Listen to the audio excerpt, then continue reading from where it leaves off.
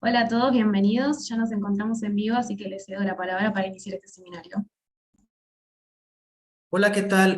Muy buenos días, muy buenas tardes, muy buenas noches, dependiendo de la geografía donde nos sintonicen. Les damos la bienvenida al seminario de la Cátedra Jorge Alonso 2023, Internacionalismo Crítico y Luchas por la Vida hacia la construcción de horizontes futuros desde las resistencias y autonomías. Mi nombre es Francisco de Parres y este año me ha tocado coordinar este espacio. La semana pasada tuvimos la primera mesa, la mesa inaugural con la conferencia del doctor Gilberto López y Rivas, que les recomendamos seguir en las redes. Y el día de hoy tenemos nuestra primera mesa, la importancia de las mujeres en los procesos revolucionarios. Me permito entonces presentar a nuestra colega Esperanza Basurto Alcalde, quien moderará toda esta sesión, que es doctoranda en la Universidad Complutense y profesora feminista en la Facultad de Ciencias Políticas y Sociales de la UNAM. Como mujer que lucha, ha participado y trabajado en espacios de mujeres en varios países. Es internacionalista de formación y organización transfronteriza. Estamos muy contentas, muy contentos de que nos estén acompañando, de que Esperanza también haya aceptado moderar esta sesión con su expertise. Entonces, les dejamos la mesa, compañeras, y muy honrados y honradas de que hayan aceptado estar por acá. Y pues nada, bienvenidas. Muchas gracias, Francisco. Muchas gracias a todas las compañeras y compañeros del seminario, del grupo de trabajo. Iniciamos esta mesa que, como bien nos comentabas, nos habla de la importancia de las mujeres en los procesos revolucionarios, en la que nos proponemos reflexionar sobre el papel que las mujeres han tenido en estos procesos y en el marco de la travesía por la vida. Tenemos cuatro fantásticas compañeras, Márgara Millán, Carolina Díaz Íñigo, Lola Cubels y María Ignacia Ibar. Vamos a comenzar con la participación de Márgara Millán, quien es socióloga y antropóloga social, profesora de la Facultad de Ciencias Políticas y Sociales de la UNAM, y además hace parte de la red de feminismos descoloniales y del colectivo Llegó la Hora de los Pueblos. Bienvenida, Márgara. Muchas gracias, Esperanza. Es un gusto estar aquí. Quiero agradecer mucho a la cátedra, a Jorge Alonso, a Jorge mismo, a todas las colegas y los colegas que andan por acá, a Francisco por esta invitación. Entonces, yo le pido a Esperanza que me mande un mensajito en cuanto esté la hora ya para terminar. Y sí, Francisco, si puedes empezar a pasar las diapositivas, nada más para tener esa imagen de fondo. Yo titulé mi presentación citando a una colega, amiga griega que hizo su investigación sobre las mujeres zapatistas, y en una entrevista a ella le decían, siempre hemos estado ahí, solo que ahora chancleamos más fuerte. Y eso me hizo pensar sobre el título de nuestra mesa. ¿Podemos pensar la transformación revolucionaria sin la participación de las mujeres? ¿Podemos pensar la reproducción de la vida sin la participación de las mujeres?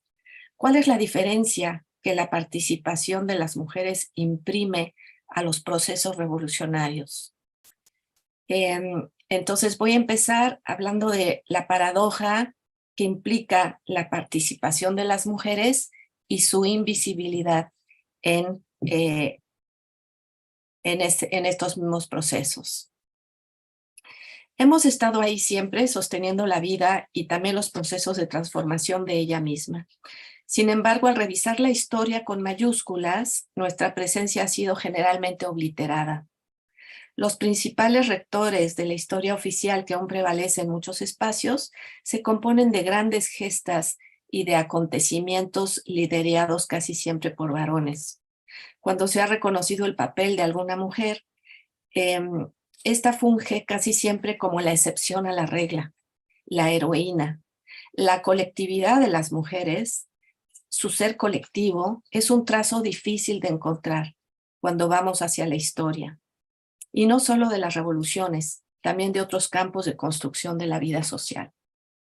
Así, a su participación constante como agitadora, propagandista, teórica, militante, cuidadora, corresponde a una sombra que el movimiento de mujeres se ha encargado de iluminar.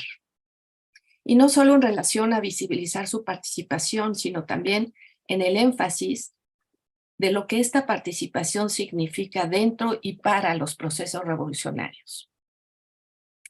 Así, al hablar de la importancia de las mujeres en estos procesos, tenemos que estar atentas a lo que ellas dicen del sentido de su participación, a lo que esperamos de ese proceso de transformación social. La revolución dentro de la revolución, como se le ha conocido en el zapatismo, a esto que ha sido la organización de las mujeres como mujeres que somos, ha tenido sus espejeos en otros momentos históricos, sin duda. En el despertar de la liberación de las mujeres en el movimiento del 68, en la transformación social aún en curso, pero incluso en la resistencia a la guerra ya esbozada, en la figura de Lisístrata y la huelga sexual de las mujeres para lograr la paz entre Atenas y Esparta. El contexto que une a ambas referencias tan distantes en el tiempo y tan disímbolas es efectivamente la guerra. La guerra que habitamos y que se despliega como modernización, desarrollismo, racismo. Quiero traer otra voz contundente y certera en este diagnóstico de México, por lo menos, contemporáneo. La voz de Sara Uribe en Antígona González, cuando nos dice, en medio de la búsqueda de Tadeo, su hermano desaparecido, cito, no Tadeo, yo no he nacido para compartir el odio. Yo lo que deseo es lo imposible, que pare ya la guerra, que construyamos juntos, cada quien desde su sitio, formas dignas de vivir, y que los corruptos, los que nos venden, los que nos han vendido siempre al mejor postor, pudieran estar en mis zapatos y en los zapatos de todas sus víctimas, aunque fuera unos segundos. Tal vez así entenderían, tal vez así harían lo que estuviera en sus manos para que no hubiera más víctimas. Tal vez así sabrían por qué no descansaré hasta recuperar tu cuerpo. Quiero entonces acentuar mi participación en el sentido de la revolución de las mujeres. Con estas palabras que acabamos de escuchar, las de Sara Uribe, y muchas otras, nos acercamos a lo que significa esta participación, una transformación de la revolución. Mencionamos al subcomandante Marcos hablando de la revolución dentro de la revolución, para hacernos entender cómo desde el epicentro de las mujeres se ampliaba el horizonte de eso que llamamos revolución y se complejizaba su contenido. Cuando la ley de mujeres descubría la cadena de opresiones encabalgadas entre varón, hermano, esposo o padre, patrón, Estado y organización revolucionaria, dejando ver el tejido de las violencias estructurales que también tenían forma de violencias contra las mujeres. Las palabras de las mujeres deshilaban esa concatenación de violencias en forma de derechos que la revolución zapatista les traería. Recordemos esos 10 puntos, síntesis del poder capitalista, colonial y patriarcal, sentido en el cuerpo de las mujeres. Esa complicación que hemos hablado, desordenando el género y refundando la nación, implica la autocrítica que debe llevar a cabo el poder masculino que se quiere revolucionario, negándose a reproducir su acción represiva opresiva sobre los cuerpos de los otros, de las otras. Y eso que ya estaba ahí en el año de 1993, en la Ley Revolucionaria de Mujeres, se acrecentó en el horizonte crítico cuando se fue haciendo el vínculo, la constatación de que la sumisión de lo femenino por lo masculino, patriarcal y colonial, era también la sumisión de la ahora llamada naturaleza, por la razón androcéntrica, por el extractivismo llamado desarrollo, por la modernidad realmente existente. Así se ha ido formando una continuidad entre la liberación de las mujeres, el cuidado de la vida y de la madre tierra, el no a la guerra. Y esto empezó a ser también cada vez más el contenido del cambio revolucionario, de ese cambio que hoy queremos. Se trata de una feminización de la revolución, traída no solo desde cualquier geografía y práctica, sino justamente desde las y los más pequeños y del color de la tierra. Lo que quiero sugerir es que la participación de las mujeres, entre comillas, indígenas, en las luchas anticapitalistas han cambiado los contenidos de la revolución. Como plantea Silvia Federici, y cito, es que conforme el neoliberalismo despliega un ataque genocida sobre los medios de subsistencia de los pueblos, el rol de las mujeres en la lucha cobra una importancia superior. Esta lucha debe nacer de las actividades que reproducen nuestra vida, porque en palabras de un hombre militante citadas por Isabel Rauber en su trabajo sobre las piqueteras, y cito, todo empieza en la vida cotidiana y después se traduce en términos políticos. Y donde no hay cotidianidad, no hay organización. Y donde no hay organización, no hay política. En esa organicidad de la vida cotidiana, anclada en la reproducción de la vida, en el horizonte de la economía comunal, se lleva a cabo para los pueblos y en los pueblos, lo que también podemos señalar, como lo ha hecho Mariana Mora, en un trabajo muy elocuente titulado Repensando la política y la descolonización en minúsculas. Ella nos dice, citando un testimonio de Aurelia en el año 97, en el contexto de un evento del zapatismo. Aurelia nos dice, en los colectivos de las mujeres trabajamos en la hortaliza, cuidamos gallinas, tenemos conejos y aprendemos a bordar y a hacer artesanía. Pero no solo eso es solo el principio. De ahí también tenemos pláticas, reflexionamos sobre la vida que tenemos en la casa. Las más grandes nos van explicando a las jóvenes cómo tenemos que defender nuestros derechos. La autonomía es contra el mal gobierno y también contra cuando los hombres no nos tratan bien a las mujeres. Hablamos y nos reímos cuando estamos haciendo el pan. Contamos nuestras vidas. A veces lloramos y a veces nos reímos. Y también tenemos encuentros de puras mujeres. Vemos que los hombres cuando tienen sus reuniones pura plática echan y se empiezan a quedar todos dormidos. Aburre pues. En cambio nosotras no. Combinamos pláticas con el juego. Salimos a jugar básquetbol, movemos el cuerpo. Así nos da más ánimo para trabajar. Es así como estamos haciendo la política. Así es como estoy aprendiendo a hacer la política en la autonomía.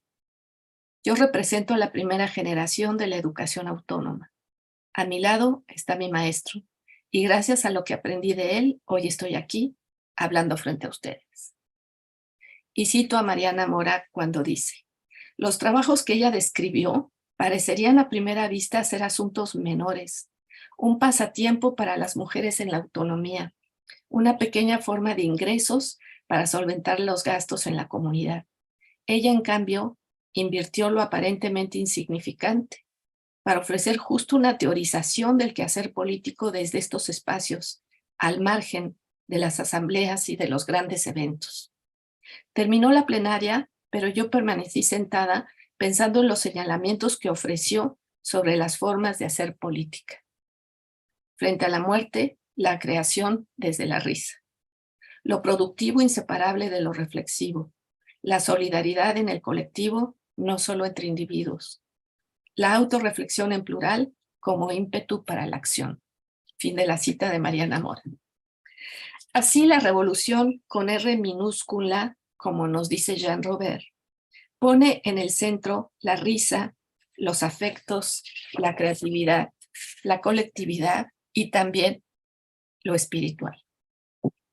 Trascendiendo cualquier sentido liberal de lo que podamos entender por liberación de las mujeres, las zapatistas nos muestran esta otra revolución, acuerpada en la noción de cuerpo-territorio, arraigado a la tierra, fincado en el deseo de libertad posible hoy, después del ya basta.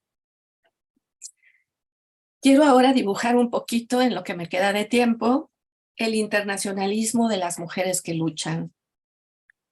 Es en el movimiento contemporáneo de mujeres donde encontramos también una reconstrucción, un relanzamiento, una regeneración de la idea del internacionalismo, la huelga de mujeres.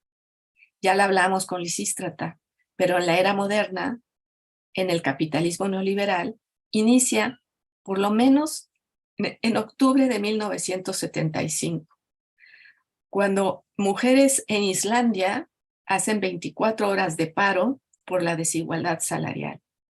En el año 2000 y 2001 se retoma para el 8 de marzo, desde la campaña internacional por un salario para el trabajo en el hogar, que convocó la huelga global de mujeres.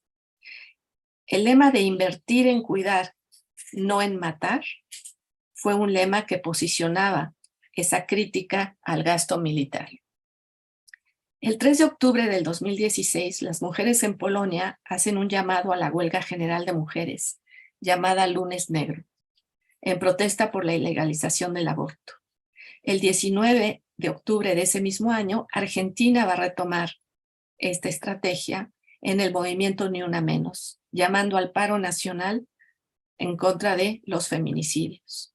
A partir del 2017, esta propuesta, el paro internacional de las mujeres, la huelga feminista, está ahí como una tensión constante, tratando de reconstruir vasos comunicantes a lo largo de todo el orbe. La intencionalidad vinculante la encontramos también en los llamados de las mujeres zapatistas desde su inicio, en su encuentro internacional deportivo, político y cultural del 2018, por ejemplo, pero también trayendo acá las palabras de la comandante Esther en el 2001. Y cito: hermanos y hermanas, no aflojemos nuestra conciencia. Somos muy importantes porque sin las mujeres no hubiera un país ni se multiplicaría la humanidad. Nosotras somos mujeres, sentimos el dolor, parimos y somos un pie de los hombres. Solos los hombres luchando no se logra el cambio. Así que también somos un pie para que la humanidad marche bien con esperanza. Yo sé que es difícil, pero si no lo hacemos, nadie lo hará. Si no somos las que lo hacemos, las que lo practicamos y lo desarrollamos, nos vamos a quedar todo el tiempo tristes viendo nuestro mando de la mujer. Voy a concluir porque me queda un minuto más. Quiero hacer un engarce de esto que hemos ido como hilvanando, el movimiento zapatista, con otro movimiento lejano en términos geográficos, pero muy cercano en sus improntas y en su intención, que es el de la revolución de las mujeres kurdas en Rojava. Y quiero terminar citando las palabras de Dilda Roj en el último encuentro El Sur Resiste, justo ahorita, en mayo del 2023. Para eso necesitamos juntar todos los diferentes colores y matices del pensamiento y el espíritu, la sabiduría y la conciencia, las experiencias, las esperanzas, los sueños de todos los pueblos, mujeres, disidencias que resisten al capitalismo. Darse cuenta de esto es posible ampliando, perpetuando y difundiendo encuentros como estos. El espíritu de nuestros árboles, montañas y ríos están aquí con nosotras. Muchas gracias.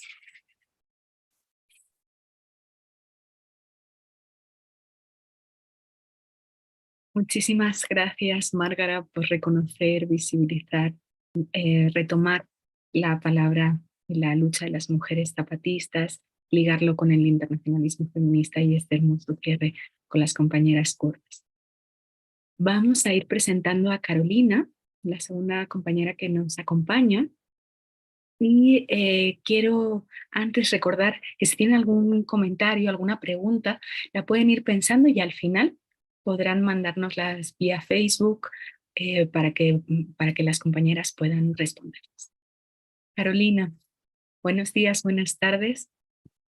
Carolina es doctora en antropología e investigadora postdoctoral en el CIESAS, en el Golfo, y actualmente trabaja la relación entre la dimensión emocional, la resistencia y la participación de las mujeres en la defensa de sus derechos y el territorio.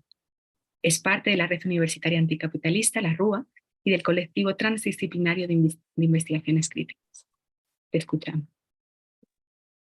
Muchas gracias, Esperanza, por la presentación. Y bueno, les voy a compartir mi presentación. Ujú.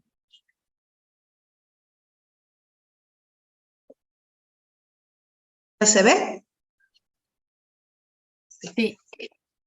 Bueno, también muchas gracias a la Cátedra Jorge Alonso por este trabajo de organización y de difusión del pensamiento crítico.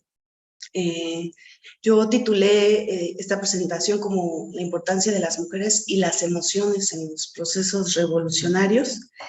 Y bueno, eso será como el eje de la presentación. Quiero comenzar con una experiencia personal que comenzó cuando fuimos, mi compañero y yo, a la gira en la travesía por la vida de los compañeros zapatistas. Llegamos nosotros al Estado español para ir a la gira, ¿no? Como parte de nuestra adherencia. Y en algún momento enfermé allá en Europa, del otro lado del charco, y estuve en el hospital. Y quien sostuvo a mi compañero y a mí también emocionalmente fueron las redes zapatistas, las redes que están allá también en el otro lado del charco, y que en estas redes las emociones, las mujeres fueron muy, muy importantes para el sostenimiento pues de nuestro estar allá en esta situación vulnerable. Y esa fue una de las, digamos, lecciones que me llevé, el poder haber estado acompañada en este contexto, gracias también a las redes zapatistas, porque al final lo que nos hermanaba pues era esta convicción de ser adherentes, ¿no? Y fue muy relevante el cuidado de las mujeres para que nosotros pudiéramos salir adelante de esta situación. Y bueno, esto lo digo porque creo que es muy importante pensar cómo las mujeres han construido también a lo largo de la historia redes de acompañamiento y de cuidado y de sostenimiento de la vida, y que en estas redes de acompañamiento las emociones han sido muy relevantes. Y antes lo que se consideraba solo de la dimensión privada, en realidad también es parte de la vida pública. En ese sentido, las emociones son un elemento central en los procesos de movilización social, y no solo en los procesos de movilización social, sino también en el sostenimiento de los procesos revolucionarios. Creo que las compañeras zapatistas lo tienen muy claro. La dignidad de las mujeres ha sido uno de los pilares y del sostenimiento de estos procesos revolucionarios, y es ahí, en la dignidad, en el corazón rebelde, donde también se sostienen muchas de las luchas y donde se encaran también batallas que son difíciles de sortear, pero al mismo tiempo son fundamentales, ¿no?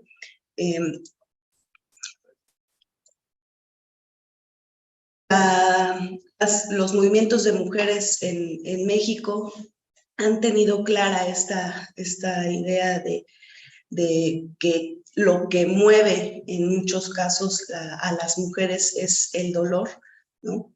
Las mujeres buscadoras de sus hijos, y las mujeres que buscan también justicia para sus hijas asesinadas, muchas veces lo que les mueve es el dolor. Ahí podemos ver, por ejemplo, a Marichuy con con Araceli Osorio en un encuentro entre el CNI y también mujeres buscadoras de sus hijos y también mujeres que buscan justicia para sus casos de mujeres víctimas de feminicidio. Y ahí Araceli dijo algo muy potente, que fue porque nuestra obligación es construir futuro y si lo que tenemos es el dolor, pues construyamos también desde ahí. Lo que sigue es organizar la rabia. Y bueno, en este contexto de militarización,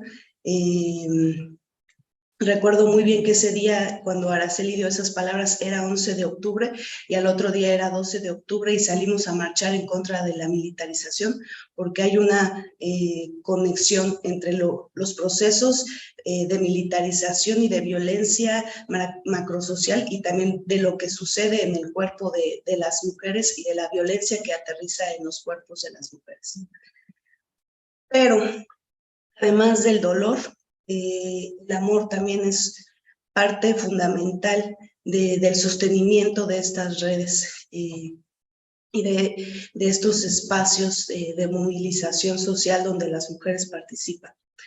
En ese sentido, rescato el estudio de Bell Hooks sobre el amor, que nos revela que más que un sentimiento, el amor es también una acción, una práctica necesaria para la transformación y la justicia social. En consecuencia, el amor adquiere una facultad y potencia política, en tanto es como toda emoción producto de la cultura y de las relaciones sociales. Creo que los movimientos de mujeres y la participación de las mujeres ha revelado la impronta de transformar también las relaciones sociales y culturales, ¿no? Los imaginarios y de hacer frente también en una batalla cultural. Y bueno, pensar al final al amor como acción cuenta con una gran potencia política, tanto a nivel interpersonal, pero también en la búsqueda de la justicia social. Además de que el placer también es parte de la movilización, el placer de estar juntas ha sido también uno de los motores en el sostenimiento de los procesos de participación de las mujeres. El placer también está presente cuando todas compartimos y cuando ponemos el cuerpo también. Y bueno, algo que me parece importante pensar es que así como con el proceso de conquista y con la colonialidad, hubo un proceso de saqueo y de esclavitud y de genocidio, también hubo un proceso de colonialidad de la afectividad, donde las subjetividades también se les instauró, se instauraron procesos de dominio y en ese sentido hay emociones que también sostienen estos procesos de colonialidad. El sentimiento de que la vida humana no vale, ¿no? De que no tiene valor, y en especial la vida de las mujeres es parte de esta colonialidad de la afectividad que se traduce en las relaciones sociales y también en la desaparición forzada y también en los feminicidios, porque se ha visto que el cuerpo de las mujeres es un territorio de conquista, ¿no? Y entonces enfrentar estos imaginarios es también parte de la batalla cultural y de un cuestionamiento de la colonialidad, de la afectividad, porque no somos un territorio de conquista. Además de que también las mujeres han hecho un aporte al sentir también y cuestionar las emociones, por ejemplo, el derecho a sentir enojo, ¿no? También por los procesos de violencia es parte de cuestionar esta colonialidad de la afectividad. Y creo que un ejemplo muy claro de este cuestionamiento fue cuando las mujeres en Ciudad de México quitaron el monumento a Cristóbal Colón y pusieron el monumento de las mujeres que luchan, ¿no? Ese fue pues un cuestionamiento a las relaciones de dominación y a cómo se ha construido memoria en los espacios públicos, y también el derecho de las mujeres a cuestionar esta memoria y construir otras memorias. Y creo que ahí hay un ejemplo muy interesante de cuestionar al colonialismo y a la colonialidad en la vida en la actualidad, ¿no? En el hoy.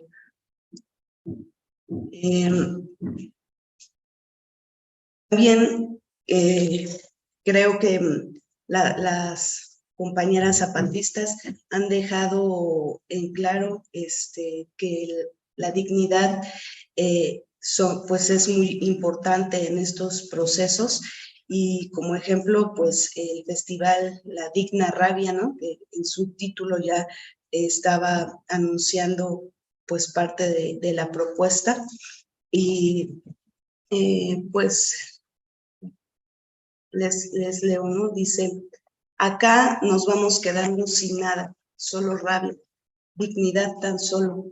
No hay oído para nuestro dolor, como no sea el que como nosotros es. Nadie somos, solo estamos y solo con nuestra dignidad y con nuestra rabia. Rabia y dignidad son nuestros puentes, nuestros lenguajes. Escuchémonos pues, conozcámonos entonces, que nuestro coraje crezca y esperanza se haga, que la dignidad raíz sea de nuevo y otro mundo nazca.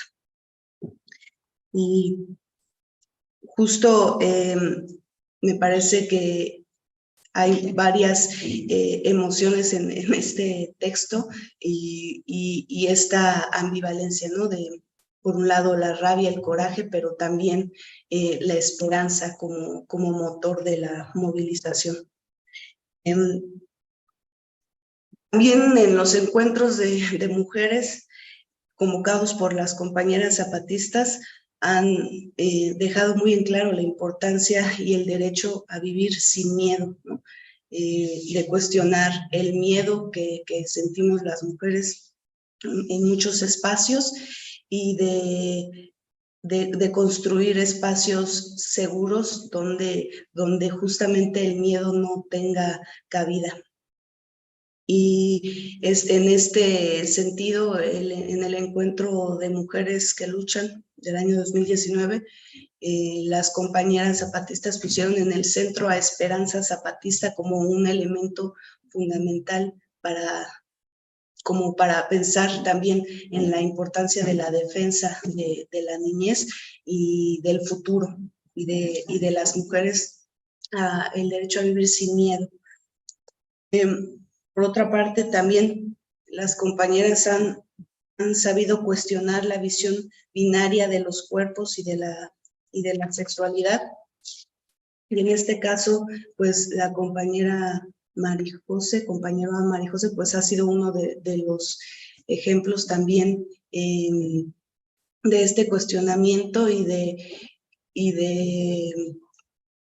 que su mensaje llegue a otros lugares, como en este caso fue la primera compañera en pisar el territorio de la Europa insumisa. Y bueno, este es otro de los aportes, sin lugar a dudas, de más recientes de las compañeras zapatistas. También pensar en la importancia del internacionalismo desde las mujeres, no solo cuestionando el patriarcado, sino el heteropatriarcado, el racismo y el capitalismo. Y me parece que para lograr construir este internacionalismo, partir de la experiencia particular de las mujeres, es algo que enriquece a los movimientos más amplios, y también contemplar y partir de los contextos de estas mujeres y para no hablar de la mujer, sino de las mujeres en los procesos revolucionarios, pues es fundamental. Porque para construir una lucha compartida no basta solamente con luchar contra el patriarcado, sino también es importante luchar contra el racismo y el capitalismo. Y bueno, ya para cerrar, ya que estamos pensando también en otras formas de construir conocimiento y de incorporar esta dimensión de las emociones en los procesos revolucionarios, pues quiero leerles algo que escribí hace ya unos años, pero dice: aquí estamos, somos brujas, mariposas, aves, lobas, somos la vida en medio de la muerte, somos lo que somos y por eso nos temes. Somos el fuego que destruye lo inservible, somos llamarada, ardemos, ardemos siempre. Somos el fuego que carcome tus privilegios, somos el fuego que destruye tus mentiras y veneno. Somos la bendita llama que ilumina esta noche. Somos la bendita alegría desbordándose en nuestros corazones. Somos la rabia devorando las injusticias. Somos la pasión que negaste. Somos la vida misma. Somos las estrellas, las fases de la luna. Somos la bendita cosmos, y lo sabes. Por eso mueres de envidia e intentas apagar la llama que atestigua la certeza de la existencia divina. Pero aquí estamos y ardemos, bendita sea. Ardemos y quemamos todo. Gracias.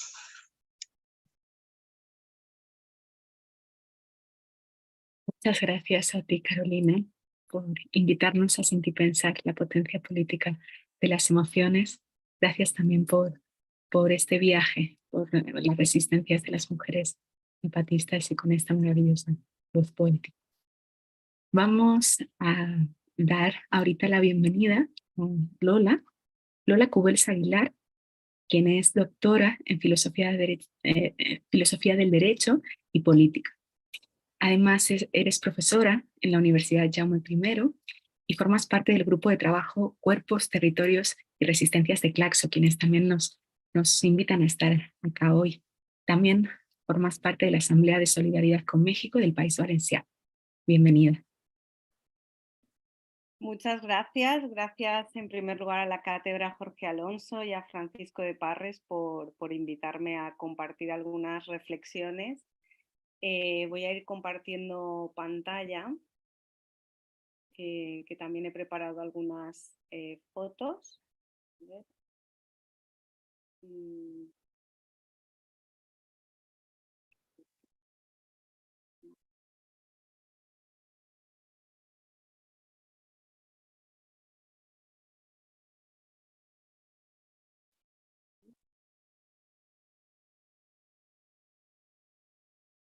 Bueno, aquí están. ¿Se ve bien la pantalla?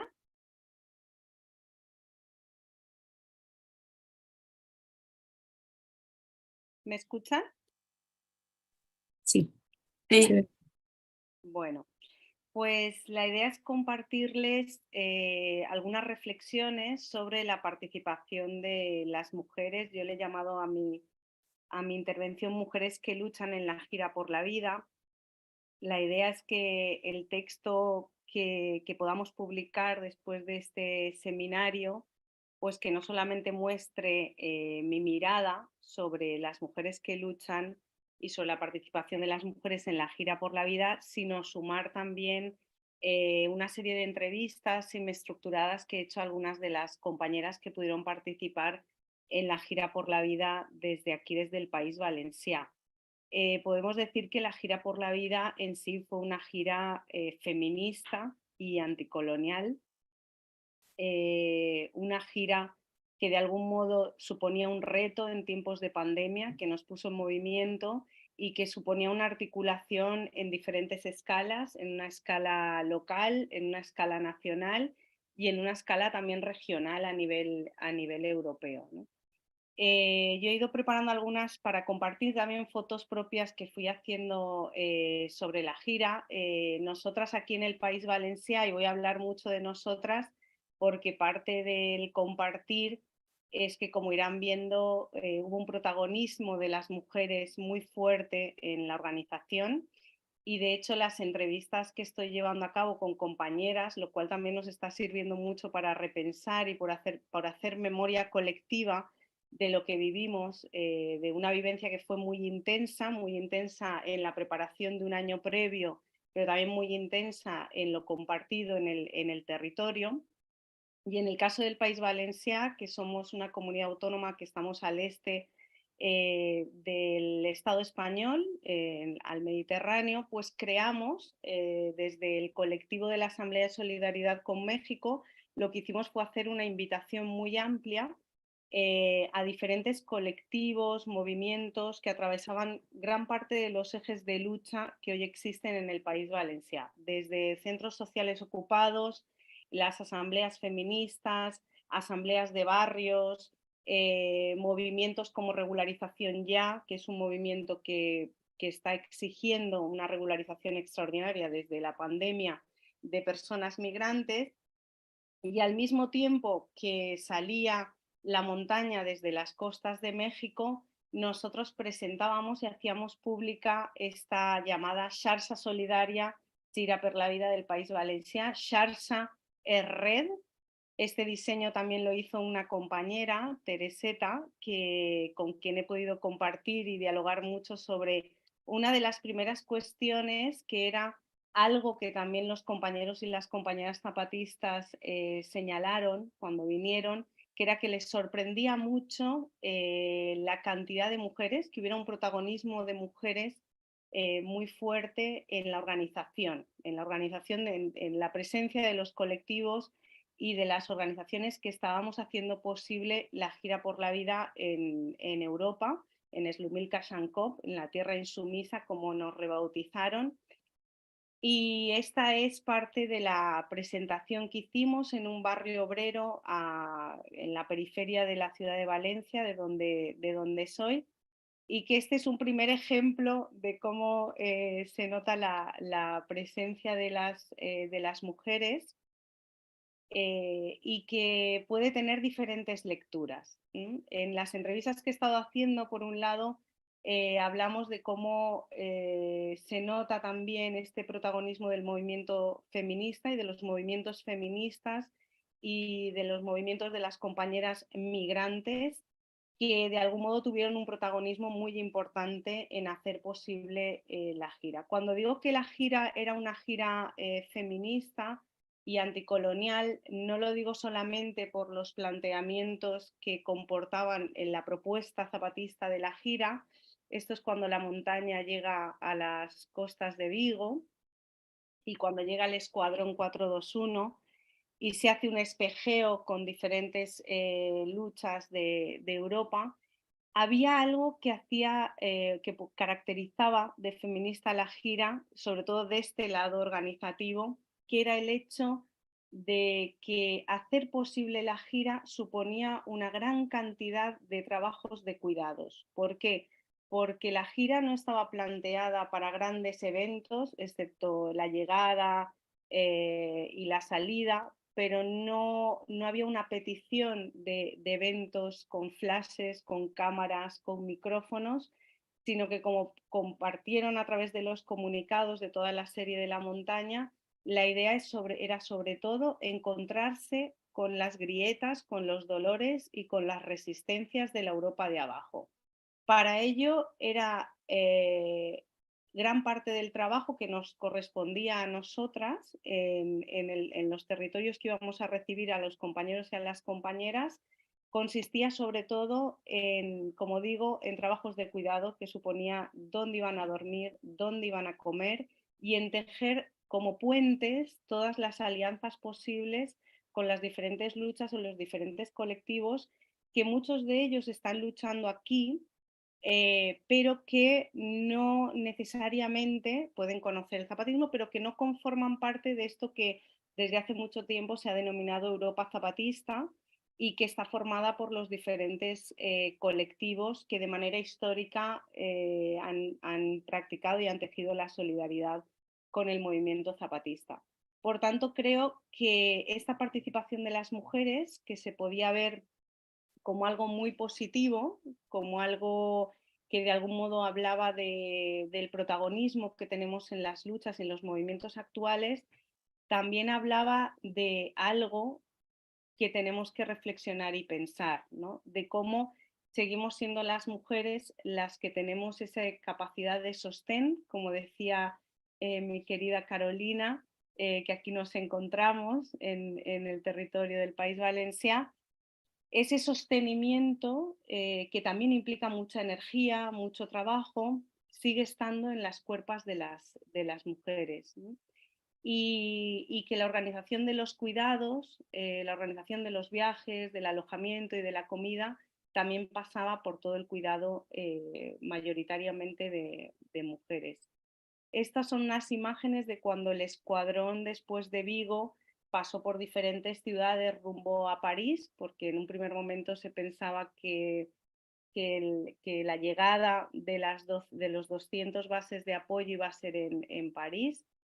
Este es uno de los carteles que hicimos para dar la bienvenida y que hicimos una cantidad de presentaciones precisamente de cada una de las colectivas que formaban parte de la Xarxa Solidaria Chira per la Vida, dio una bienvenida personalizada al escuadrón 421. Otra de las cuestiones que analizo también sobre la participación de las mujeres que luchan en la gira por la vida fue todas las tensiones que se evidenciaron en diferentes lugares, tanto en Vigo como en el encuentro de la SAD, que ahora les vamos a mostrar, ahora les voy a mostrar también algunas imágenes. Todas las tensiones que se dieron también entre colectivas feministas racializadas y colectivas feministas, vamos a llamarles autóctonas, ¿no? Originarias de los lugares donde se estaba tejiendo la organización. El viaje, la gira por la vida, siempre digo que de algún modo nos desnudaba porque rompía una solidaridad tradicional que históricamente siempre ha caminado desde Europa a Chiapas.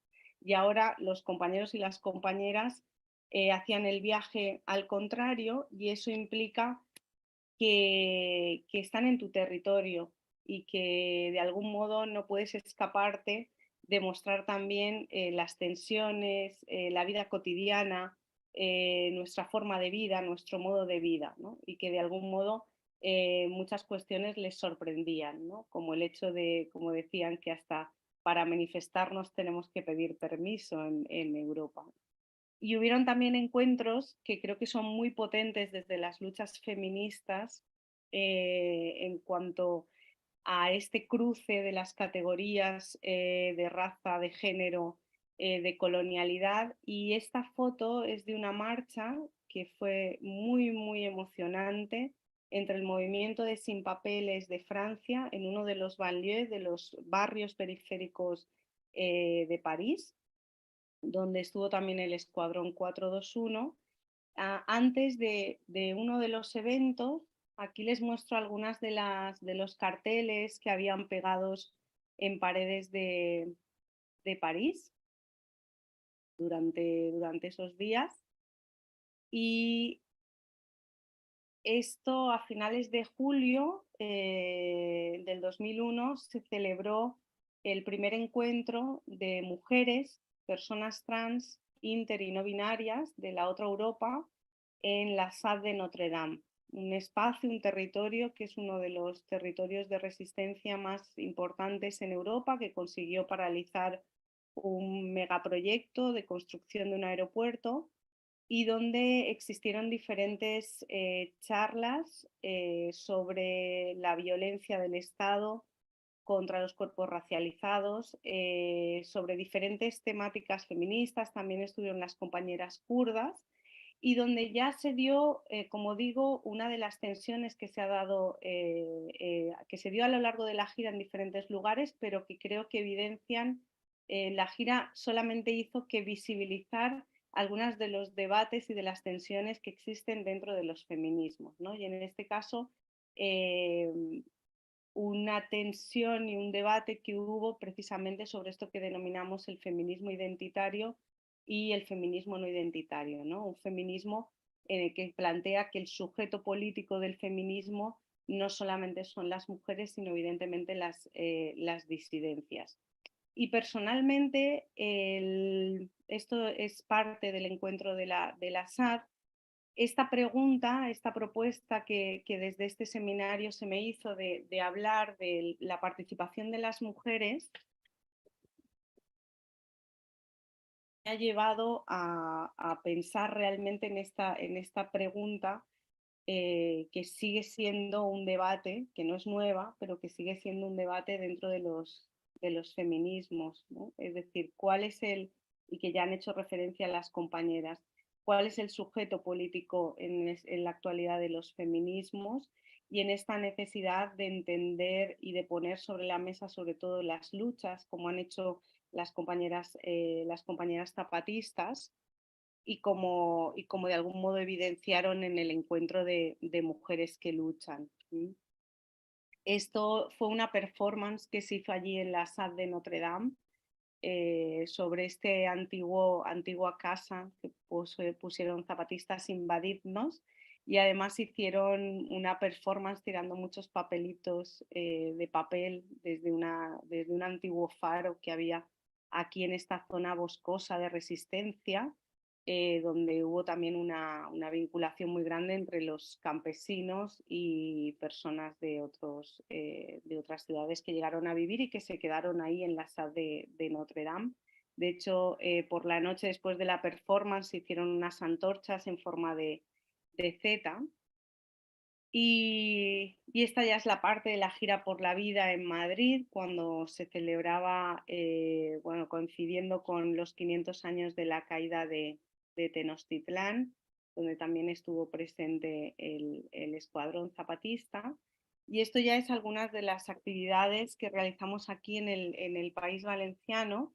Esto es un puerto que hay entre Valencia y Castellón, donde precisamente recalan los barcos que se dedican al rescate de personas migrantes en el Mediterráneo, y que fue uno de los actos que más impactó a la delegación zapatista, por conocer la realidad de las personas que quedan varadas en el Mediterráneo y que son rescatadas precisamente no por los estados, sino por estos barcos de diferentes organizaciones. Aquí vemos el Sea-Watch, el Open Arms, que precisamente acaban de recibir un nuevo barco.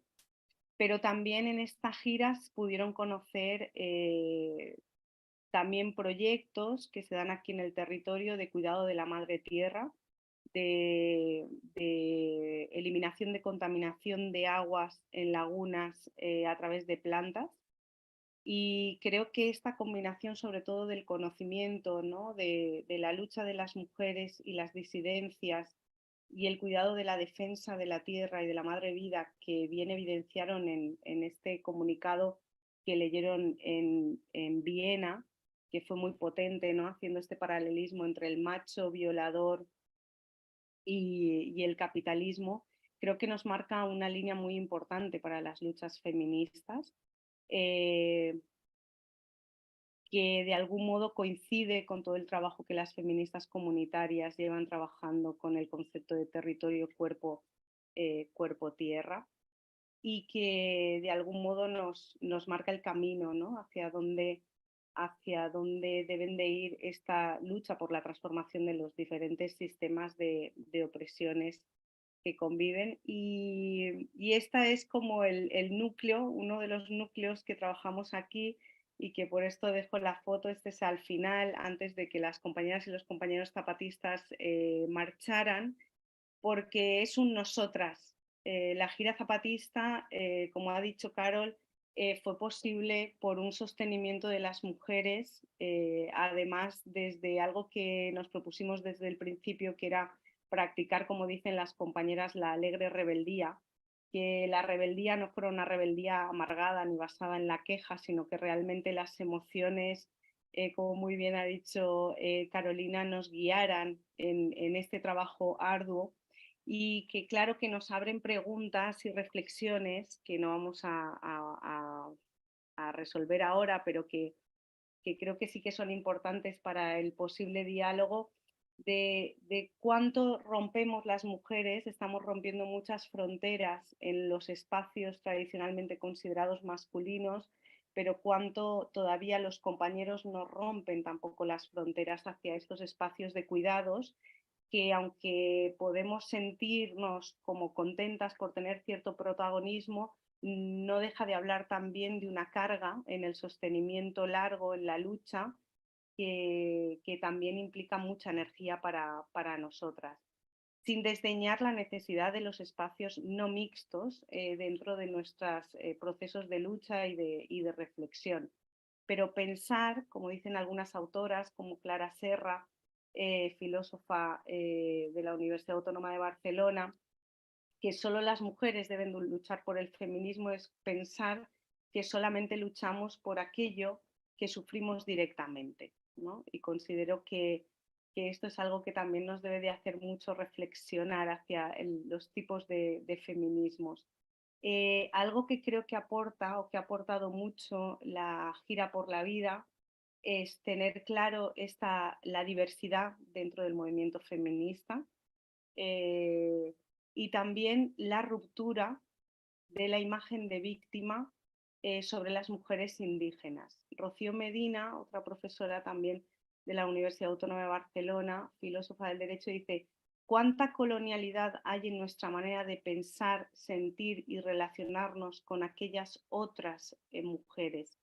La línea colonial hace que aquí, incluso en los espacios de izquierda, hayan unas imágenes muy coloniales sobre las mujeres indígenas, sobre las mujeres, los hombres de Abya Yala, y creo que la gira por la vida también fue una gran enseñanza, un gran aprendizaje hacia, ojalá, la descolonialidad de nuestro pensamiento y de nuestro ser, porque en las entrevistas que estoy haciendo está siendo muy interesante la mirada de las mujeres de aquí sobre las mujeres zapatistas, cómo reconocen su sabiduría, cómo reconocen todo el trabajo que nos llevan por delante en la organización, y creo que eso es uno de los grandes aportes de la gira por la vida, ¿no?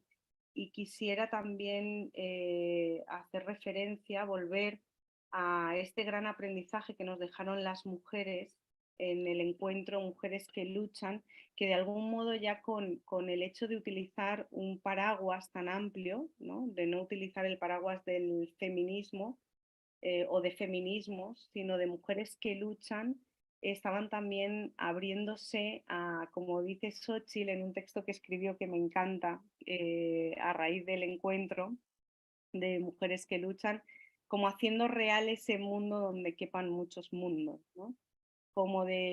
Y que tiene un hilo, que da un hilo de continuidad con todos los planteamientos que que el zapatismo ha hecho sobre los sujetos en el proceso revolucionario, y que deberíamos de aplicarlo también a los feminismos.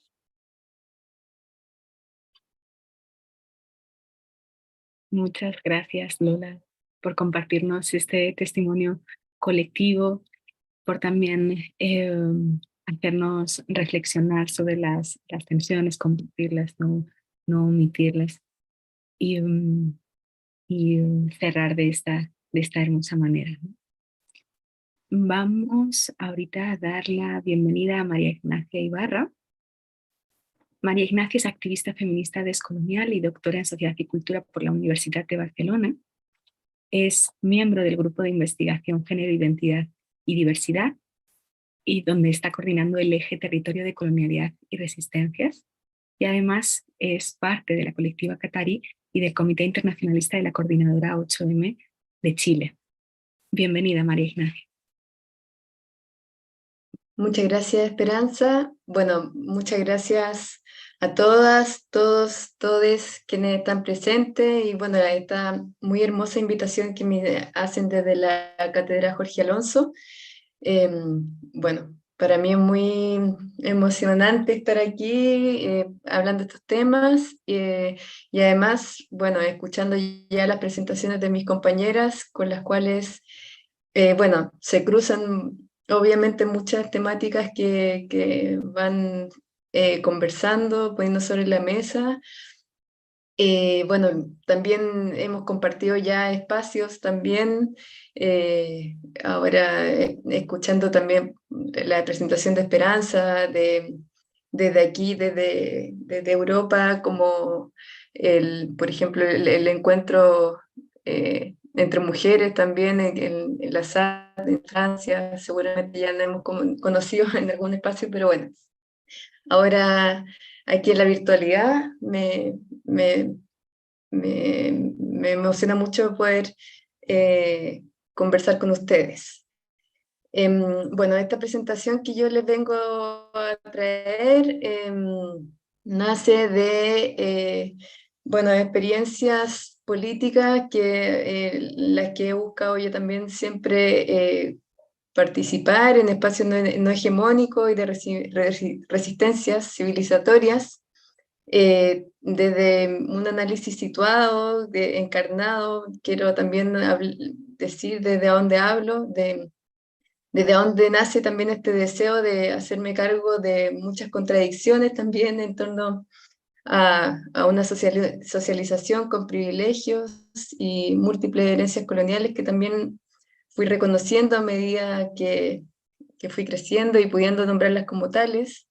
Desde ahí también quiero, es fundamental para mí desde cuando hablar sobre y con mujeres indígenas, plantear que mis observaciones y escuchas nacen también desde este enfoque descolonial que me ha exigido también presentar mis observaciones, o sea, desde el concepto de colonialidad como esta matriz que constituye las desigualdades sociales en territorios indígenas y campesinos, permitiéndome rastrear estas raíces históricas que las originan, así como aquellas categorías y narrativas que hoy las reproducen.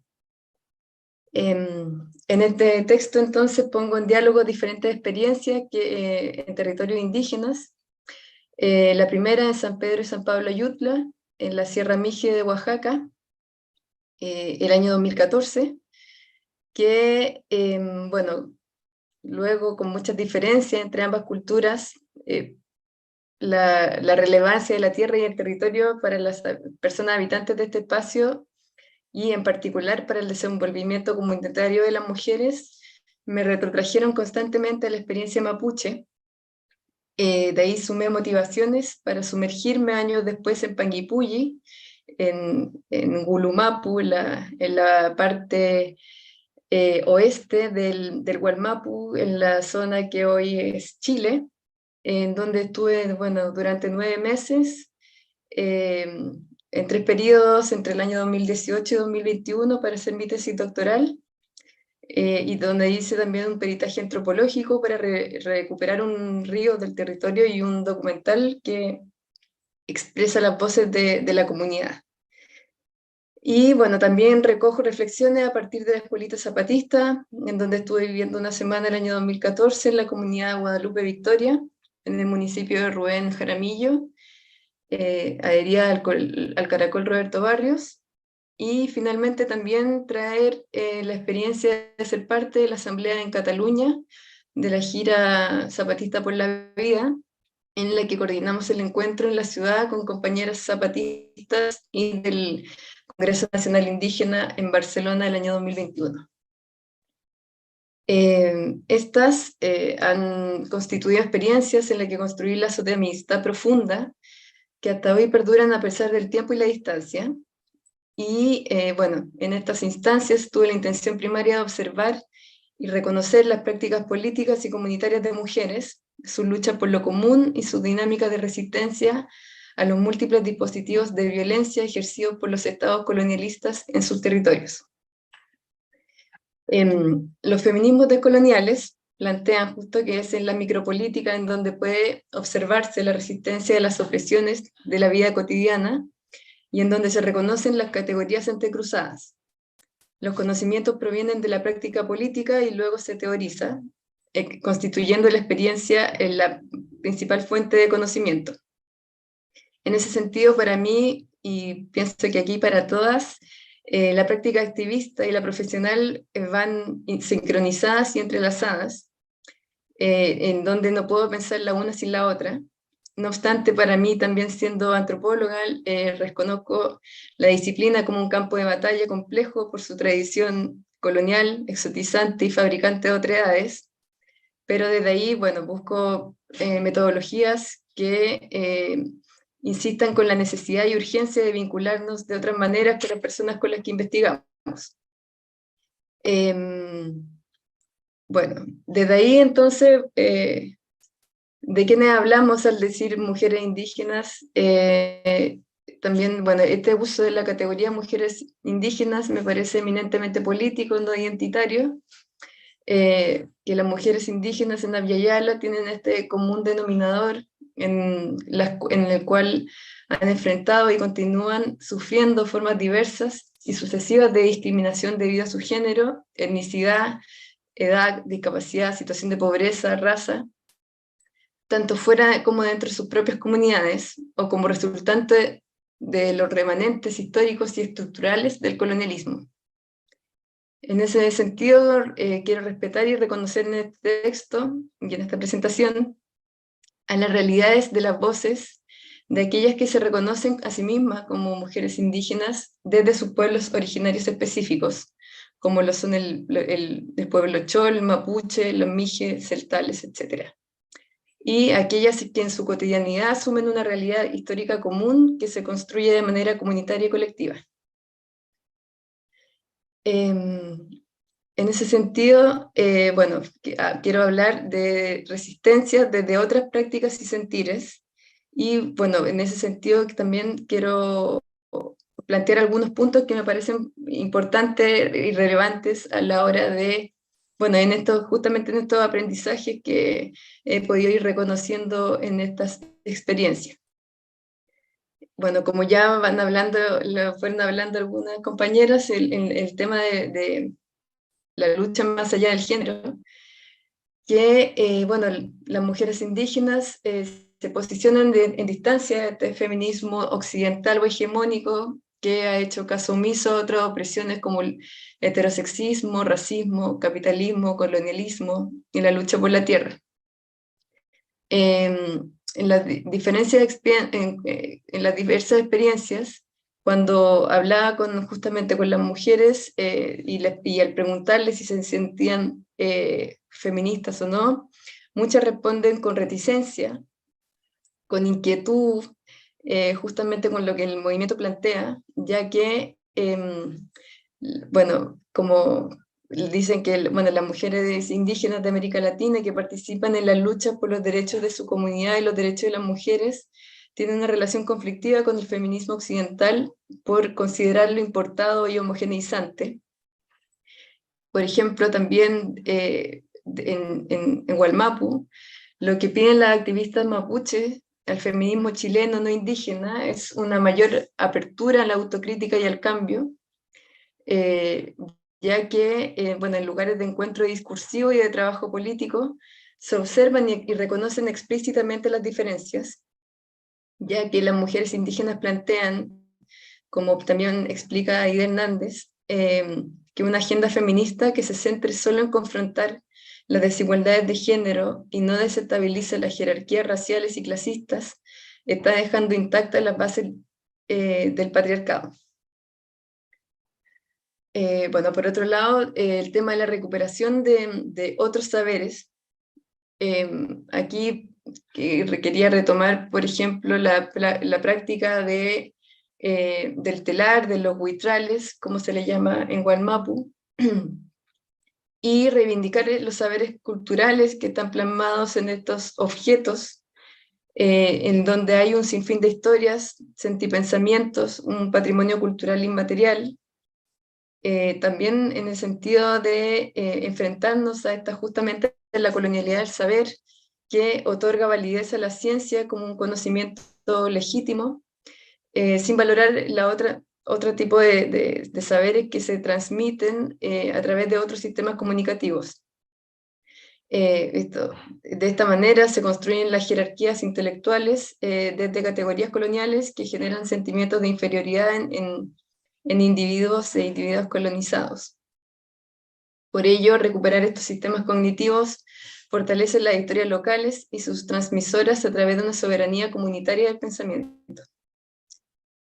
Aquí también, bueno, además en zona mapuche, bueno, se da cuenta que en las comunidades indígenas mayas, en Chiapas, los telares son indumentarias fundamentales, y por ejemplo en Gualmapu se puede observar como en los huitrales, en los telares, son como formas de escrituras en donde las mujeres también podían transmitir su kimun, como se le llama en lengua mapuche, el mapuzungún, la sabiduría que se transmite de generación en generación a través de linajes femeninos. En esto se reconoce también en el huitral como objeto de comercialización, donde eran las mujeres las que hacían el traspaso trascendino entre Puelmapu, o sea, y Gulumapu, o sea, la zona que en el día de hoy sería Argentina y Chile, y viceversa. Y además en estos registros se ve también a la mujer haciéndose cargo del ganado o en otras actividades que van más allá de este rol biológico o muy esencialista que muchas veces se plantea como el tema de la maternidad, la crianza de los niños, o el tema de solamente relegarla al trabajo de la huerta o espacios domésticos. Y entonces ahí también se habla de cómo ese saber se puede reconocer en periodos previos a la conformación de los estados nacionales, y que después de ese periodo, con la llegada del Estado a los territorios, sí supone nuevas formas de dominación con el avance del capitalismo y también otras estructuras que también generan estas divisiones sexuales del trabajo.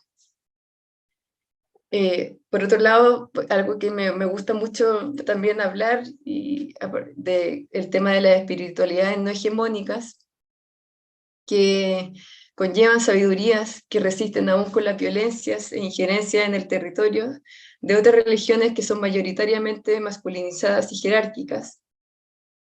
Las espiritualidades que constituyen vestigio de las culturas originarias como herramientas de sobrevivencia y resistencia de los pueblos. La espiritualidad como base y punto de origen del conocimiento indígena, que cuestiona justamente los preceptos coloniales. En este sentido, bueno, hay aquí como hay una foto que se reza bailando, que el cuerpo está imbricado en la tierra, con el territorio en la danza.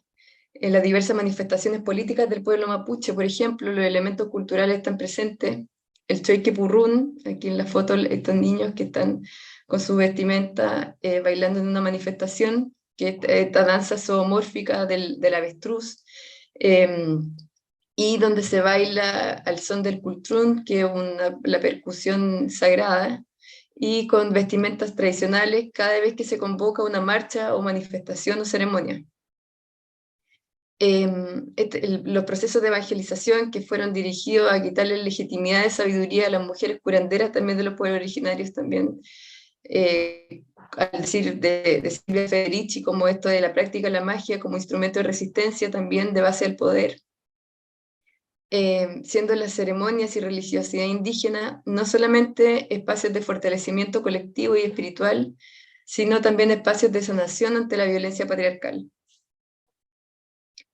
Por otro lado, bueno, el ejercicio colectivo en la política, como hemos visto que, bueno, la tierra para los pueblos originarios como la base material para organizar la vida, al decir de Gladys Tzul, que el ejercicio colectivo de la política, encarnada en la práctica cotidiana de atender las preocupaciones socioecológicas comunitarias, porque son las mujeres las que han liderado los esfuerzos para colectivizar el trabajo reproductivo y para protegerse mutuamente de la violencia estatal.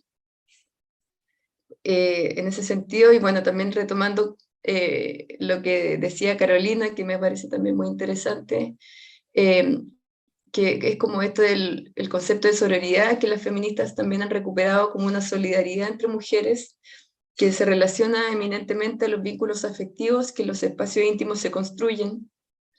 Bueno, creo que todas lo hemos dicho de manera muy explícita de cómo la forma de hacer política que de una manera desde las mujeres y entre mujeres.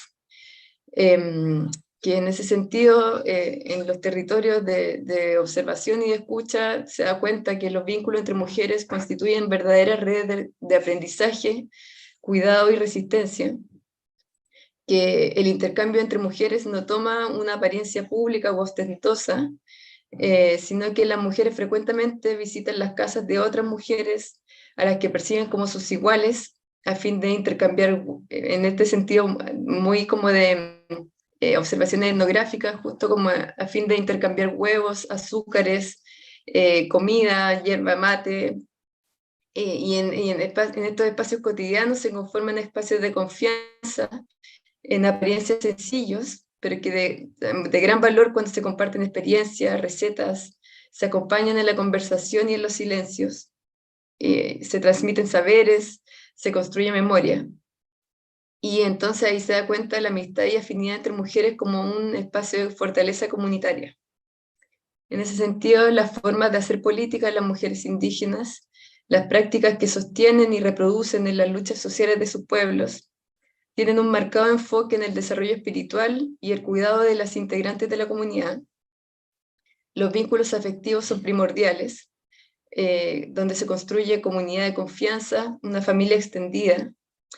Y en ese sentido, al relevar y poner en el centro de análisis la reproducción de la vida, el análisis político se enfoca en reconocer formas de gestionar las labores íntimas y colectivas, cotidianas, lo cual permite tener una visión ampliada para observar las historias, las luchas y estrategias para producir y organizar lo común.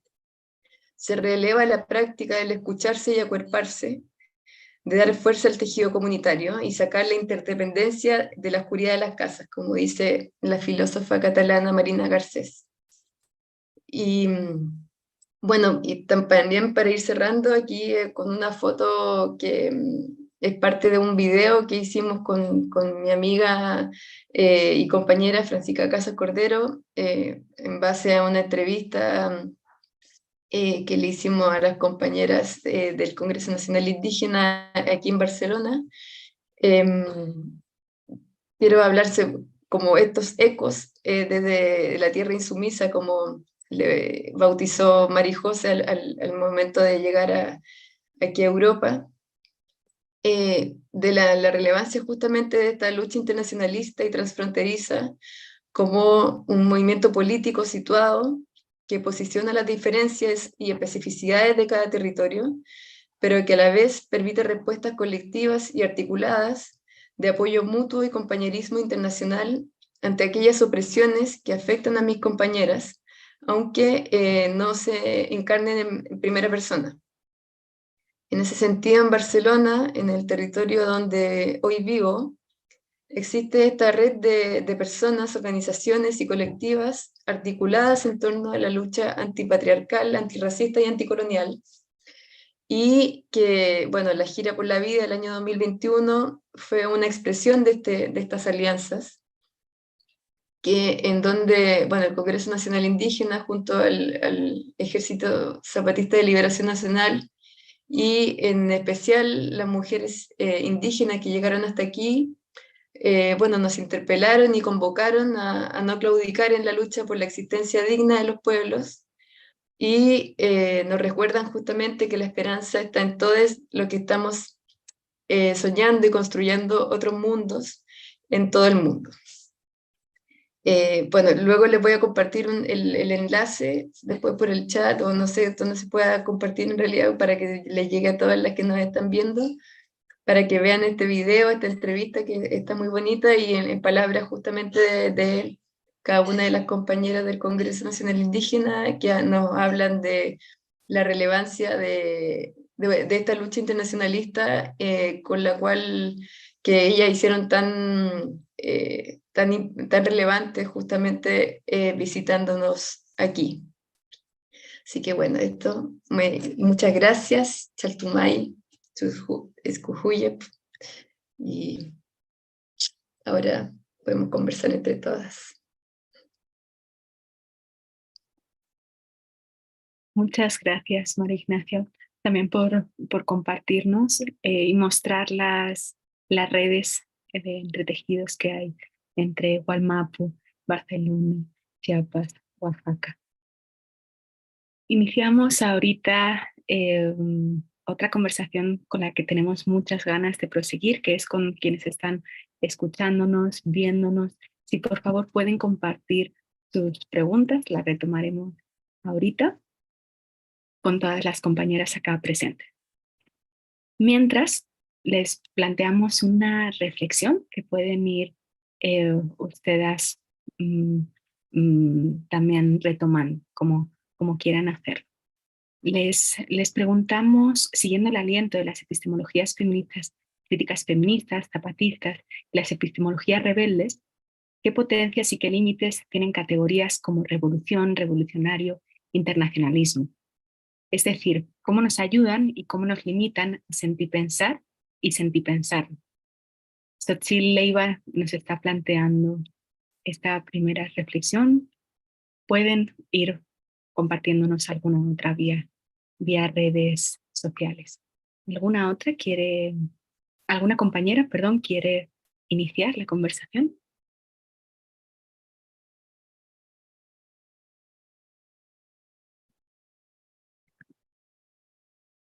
Creo que alguna otra pregunta que puede estar resonándonos por acá por el equipo puede ser cómo descolonizamos o cómo desracializamos la lucha revolucionaria de las mujeres, por si quieren partir de ahí en la compartición, o también la posibilidad de profundizar en esta reflexión que están haciendo todas ustedes sobre el internacionalismo feminista de las mujeres que luchan y qué aprendizajes tenemos para los feminismos.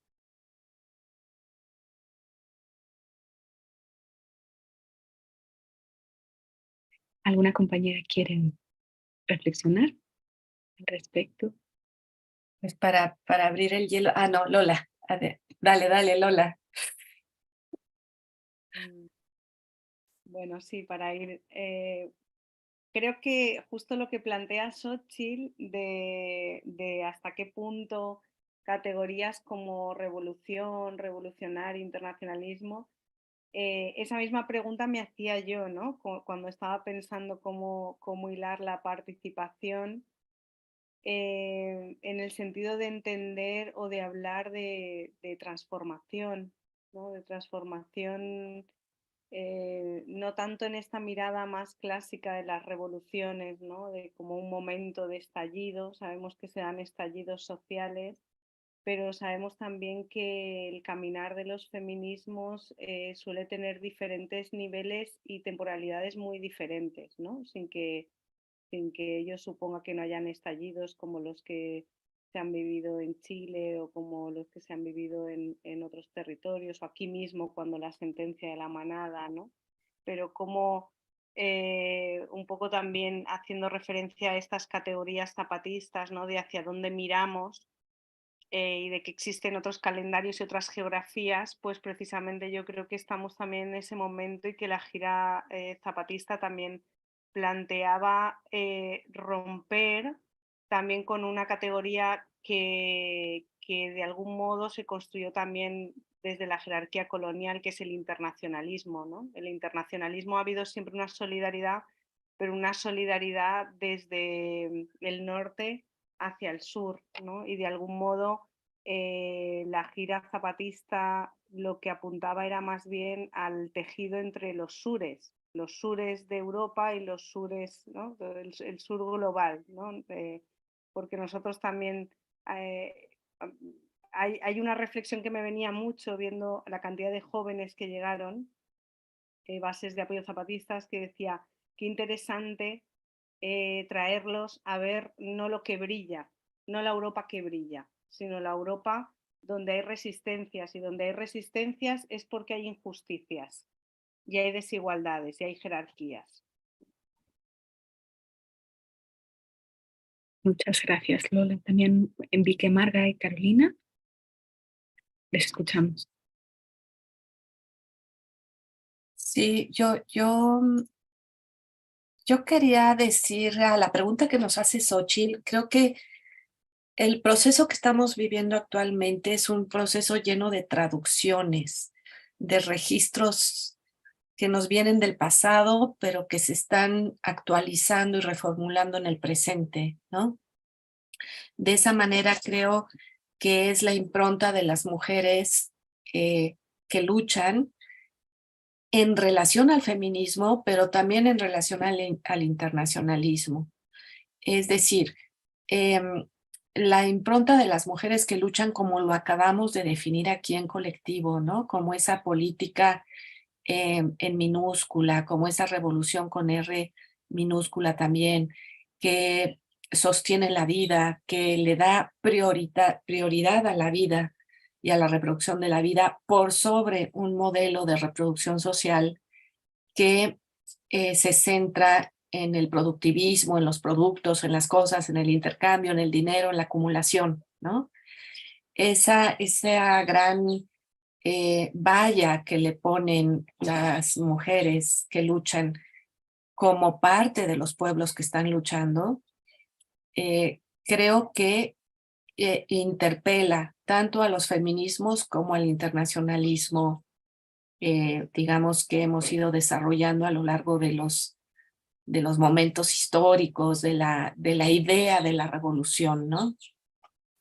Entonces, más que oponerse a esto, creo que lo que necesitamos es traducir esa aspiración por cambiar la vida, por construir un mundo donde quepan muchos mundos, traducirlo para que podamos dialogar con los legados históricos de los cambios revolucionarios.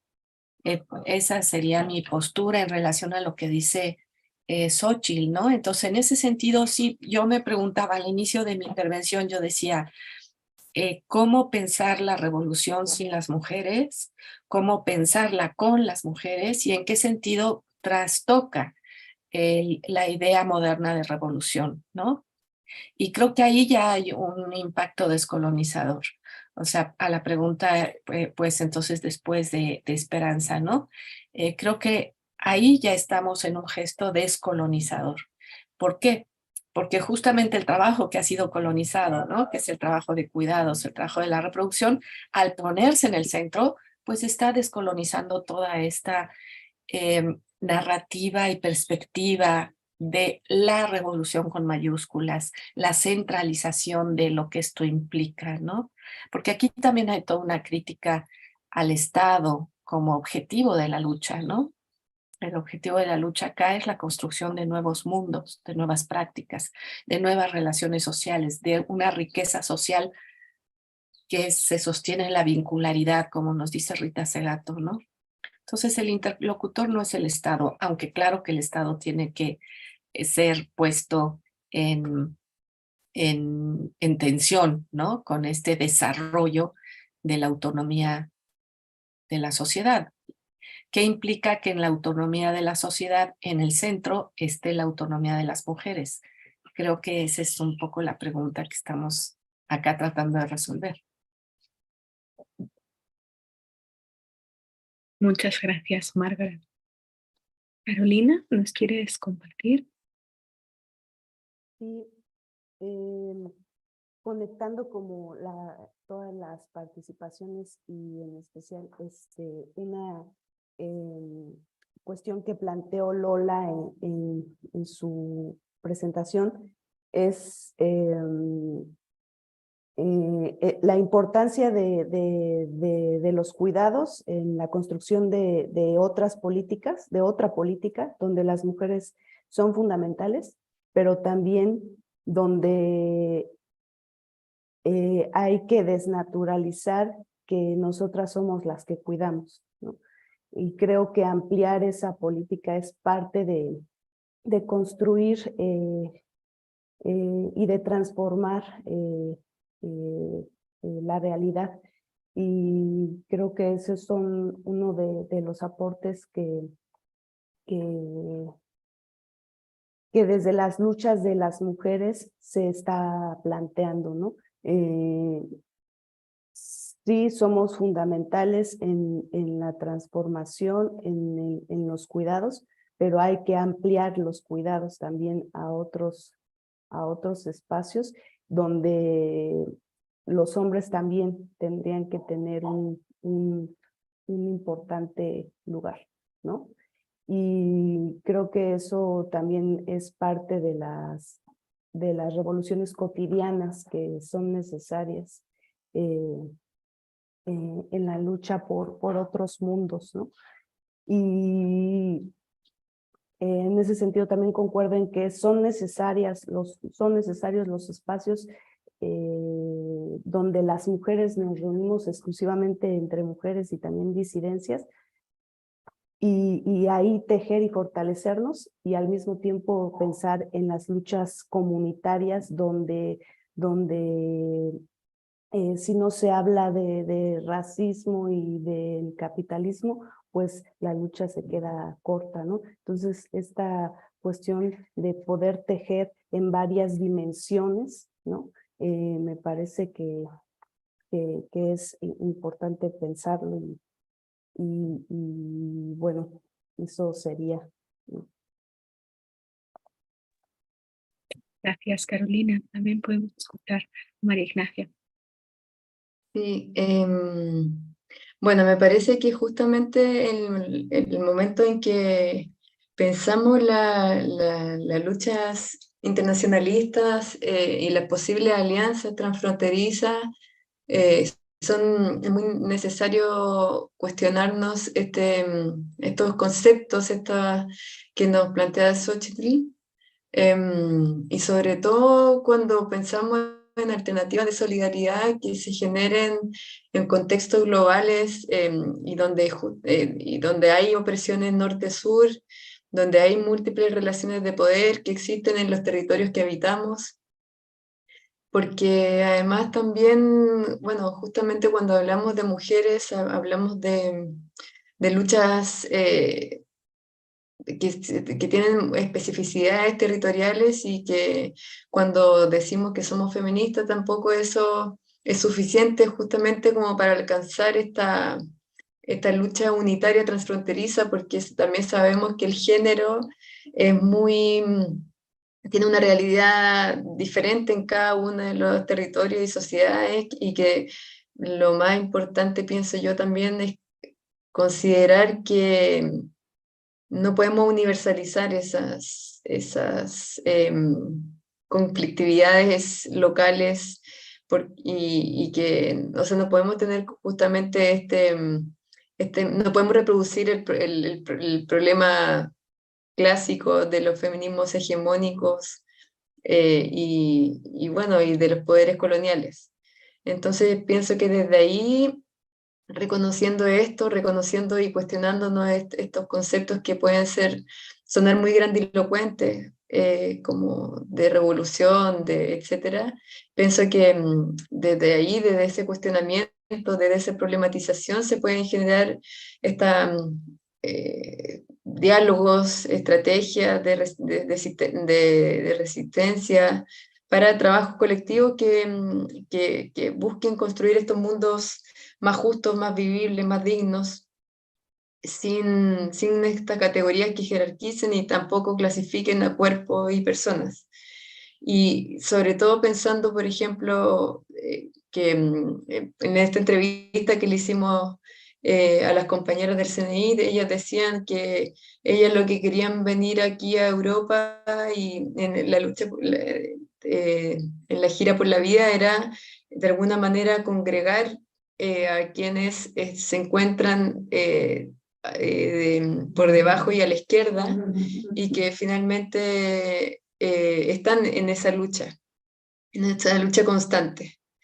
Entonces, bueno, pienso que las que estemos en esos lugares y nos estemos cuestionando constantemente estos procesos, vamos a poder, claro, como aportar realmente sin tener sin reproducir, como planteaba anteriormente, estas otras relaciones de poder que muchas veces se pueden dar en estas luchas internacionalistas.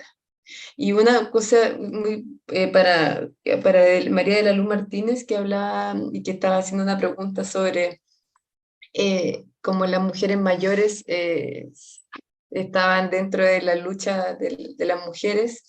Me parece muy, bueno, muy bonita la pregunta, porque también pienso que también cuando se habla mucho de la lucha feminista o de la... Y bueno, y lo que sale, las principales imágenes siempre en las manifestaciones y así, salen, casi siempre son mujeres jóvenes, cuerpos jóvenes, y bueno, y dentro de la relevancia que tienen las voces de las mujeres mayores dentro de las comunidades y los territorios indígenas también es fundamental, sobre todo en estas redes maternales, las redes entre mujeres, las redes de cuidado, y que la sabiduría y el kimun que se transmite es muy valorado en esos espacios.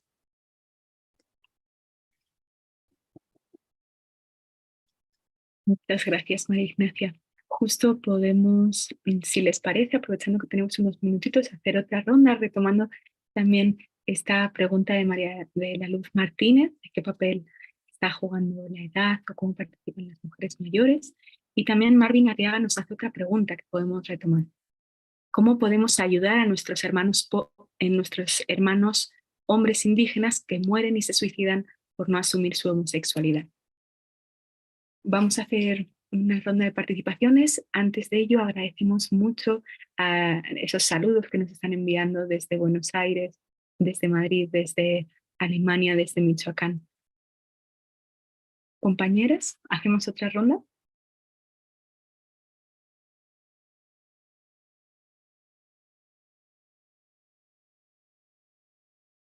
Gracias. Quizás Carolina.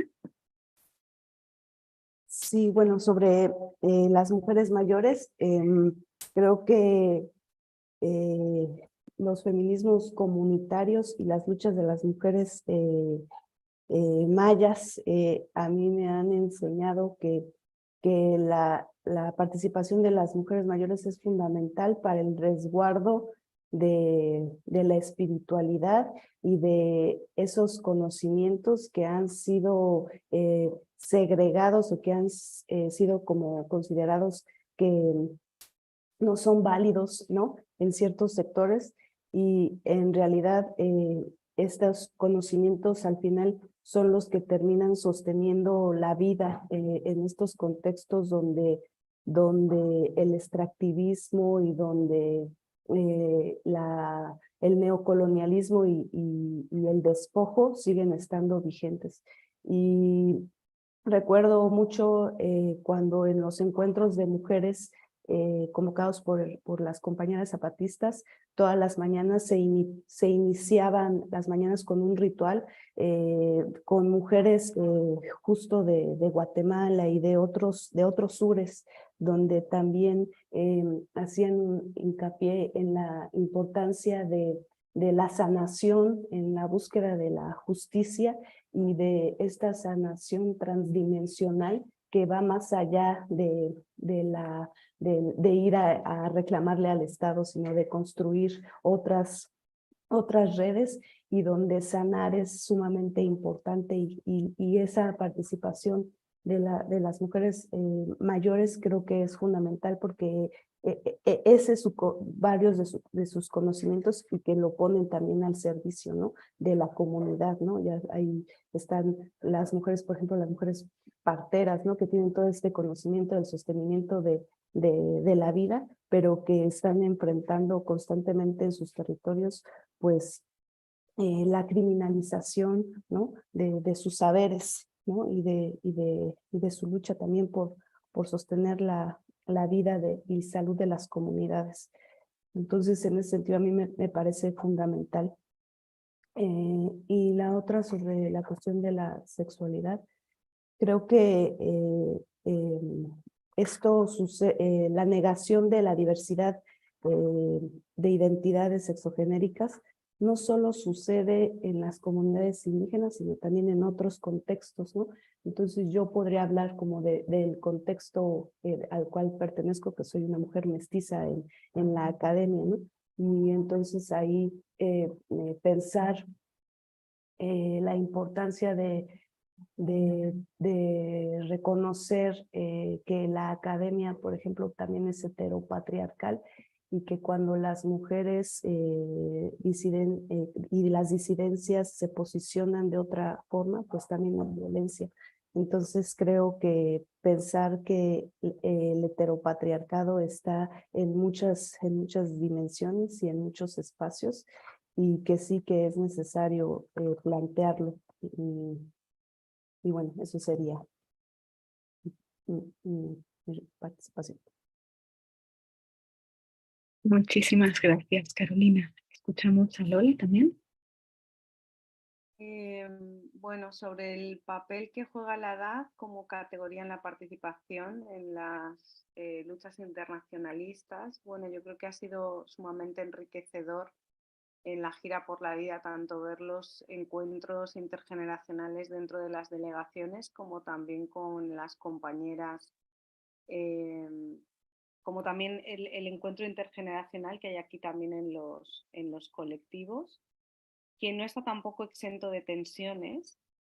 Sobre todo puedo hablar de algunas tensiones que se dan entre personas más mayores que vienen de esa solidaridad internacionalista más clásica, que por ejemplo no entendían por qué los compañeros y las compañeras zapatistas no querían hacer acciones muy visibles, ¿no?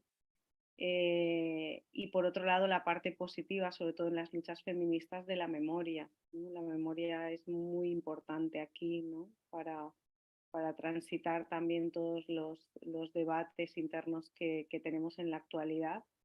Y solo otra pregunta de Marvin: ¿cómo podemos ayudar a nuestros hermanos hombres indígenas que mueren y se suicidan por no asumir su homosexualidad? Bueno, claro, la misma pregunta me genera a mí preguntas, ¿no? ¿Quién soy yo para decir cómo ayudar, ¿no? En un contexto desconocido? Pero sí creo que mirando el trabajo que ha hecho el zapatismo a través de toda esta narrativa cultural, ¿no? Cómo se genera a través del arte, de los cuentos, como La niña zapatista, como Elías Contreras, ¿no? Como La Magdalena, cómo se puede ir realizando un cambio cultural, que es muy importante, creo que en cualquier contexto, para ganar la batalla también contra el patriarcado, ¿no? La hegemonía cultural. Y lo dejaría aquí para que sigan las compañeras.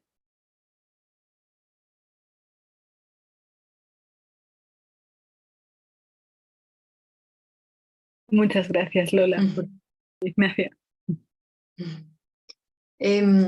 Bueno, yo quería un poco seguir haciendo hincapié en las preguntas anteriores porque, bueno, y haciendo énfasis en algunas cosas que se van repitiendo en los comentarios, en términos, bueno, una de que sí estoy de acuerdo con lo que dice Leticia, y pienso que aquí estamos bastante de acuerdo en términos de decir que no hay solamente un feminismo, no existe el feminismo, no hay un feminismo unívoco, universal, que ponga en el centro una realidad única como el de una mujer, de la mujer, sino que hay cuerpos diversos, hay experiencias diversas, y desde ahí es que también, si es que buscamos descolonizar nuestras miradas, nuestras escuchas, necesitamos reconocer esas diferentes realidades, y que incluso, y bueno, como también yo lo decía en la presentación, de que incluso pensar que hay muchos feminismos, así como también quienes plantean sus luchas sin llamarse a sí mismas feministas. Y eso también me parece importante decir que, por ejemplo, lo que tú misma dices, que ahí las compañeras zapatistas no sé, muchas veces y muchas compañeras indígenas no se llaman a sí mismas feministas por pensar que es un concepto europeo u occidental. Entonces, nada, bueno, plantear eso, que también el tema de la epistemología rebeldes, que también alguien lo nombraba por ahí, y bueno, también lo nombraba Xochitl. Creo que desde ahí, desde cuando se reconocen este tipo de epistemologías y se recogen a partir también de metodologías críticas, descoloniales, anticoloniales, también ahí hay batallas para quienes también nos encontramos en espacios académicos, espacios citadinos, espacios que eminentemente occidentalizados, entonces que también ahí son batallas que dar y que también interesante recogiendo justamente este tipo de experiencias disidentes eh, que, que estamos al día de hoy bueno, justamente relevando y recuperando y poniendo sobre la mesa como experiencias fundamentales. Ahí lo dejaría también. Muchas gracias, María Ignacia. Vemos que siguen llegando las preguntas y además de esta sobre la que reflexionas ahorita, que nos envían desde Michoacán en torno a las epistemologías rebeldes y la resistencia a las comunidades.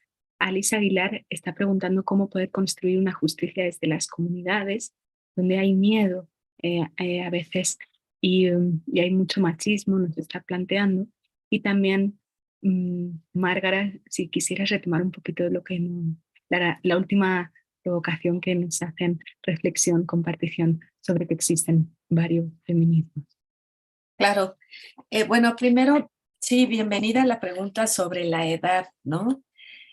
Porque creo que justo lo que estamos viendo ahora, por supuesto, hay muchísimas jóvenes y jóvenes queriendo transformar hoy el mundo, y qué bueno, y están ahí, y tienen sus propias, digamos, su propio repertorio de acciones y su visión de mundo, pero también creo, y hay que apostarle a un diálogo con las personas mayores, ¿no? Por ejemplo, a mí el movimiento en Argentina me parece que es ilustrador en ese sentido, ¿no? Como desde las madres de Plaza de Mayo hasta las más jovencitas y las disidencias pueden tener un hilo en común. Que no se trata de unificar, ¿no? Sino justamente de poder avanzar, como bien dice la Declaración por la Vida, por nuestras diferencias, ¿sí? ¿Por qué? Porque el enemigo es uno.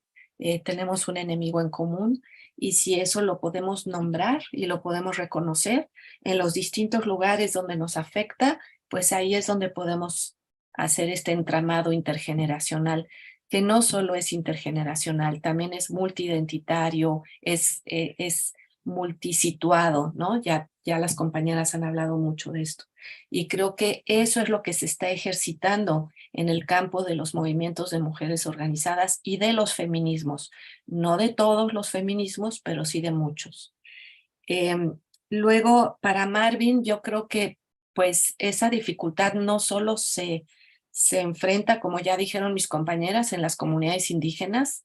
La cultura hegemónica es una cultura heteronormativa, tiene muchas maneras de presentar esto en términos cotidianos, aunque podamos decir nosotras que la cultura urbana se flexibiliza más y permite incluso, podemos ser críticas en el sentido de que gestiona las diferencias sexuales, ¿no?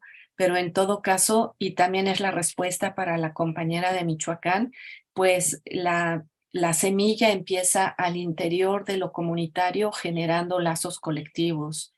Creo que esto lo hemos aprendido de la lucha de las mujeres, como ellas nos han dicho, nos empezamos a juntar, empezamos a hablar de nuestros dolores y ahí es donde podemos empezar a hacer que el contexto cambie, ¿no? No sin tensiones, no sin violencias, por supuesto que eso está ahí presente todo el tiempo. Finalmente, ¿cómo construir justicia desde las comunidades? Yo creo que este es un tema que está en procesos. Yo creo que hay justicias que se están construyendo a partir de las comunidades y eso lo podemos ver pues en los ejercicios autónomos, por supuesto, en Cherán, en el contexto zapatista, en otros lugares de México, pero también en otros espacios, ¿no? Ignacia también nos ha hablado de esto en el contexto mapuche. Es decir, a la justicia y al derecho hegemónicos también, que son patriarcales y que son punitivistas, hay un ejercicio alternativo, no de ahora, desde hace tiempo, pero que hoy adquiere mayor relevancia justamente por este proceso en el que cada vez somos más conscientes de que lo que tenemos es que cuestionarlo todo, ¿no? Y llevar adelante, digamos, acciones posibles. No estamos pensando en lo imposible, ¿no? Queremos llevar adelante acciones posibles que hoy están ahí en las prácticas de otras formas de estar en el mundo, que por ejemplo están presentes en las comunidades indígenas y que se pueden reactivar, ¿no? Efectivamente, en contra del machismo, pues está la colectividad de las mujeres, en contra del machismo y del Estado, como gestor para, digamos, el que ejerce la justicia, está la justicia colectiva, la justicia comunitaria, la autoridad que eso puede generar. Y creo que eso está en proceso. Entonces, nuevamente, creo que de lo que se trata, como nos han dicho los compañeros zapatistas, las compañeras zapatistas, es de organizarnos y de generar la palabra colectiva, ¿no? Y sí quiero nuevamente poner aquí en contrapunto que hay otros procesos en el mundo que también nos están hablando de esto, ¿no? ¿Cómo es la justicia, por ejemplo, entre la revolución de las mujeres en Kurdistán? Esa es una pregunta importante y ahí también hay un legado que podemos nosotros hoy articular. Y de ese internacionalismo estamos hablando, de un internacionalismo lleno de particularidades, que no trata de imponer una mirada universal. Gracias.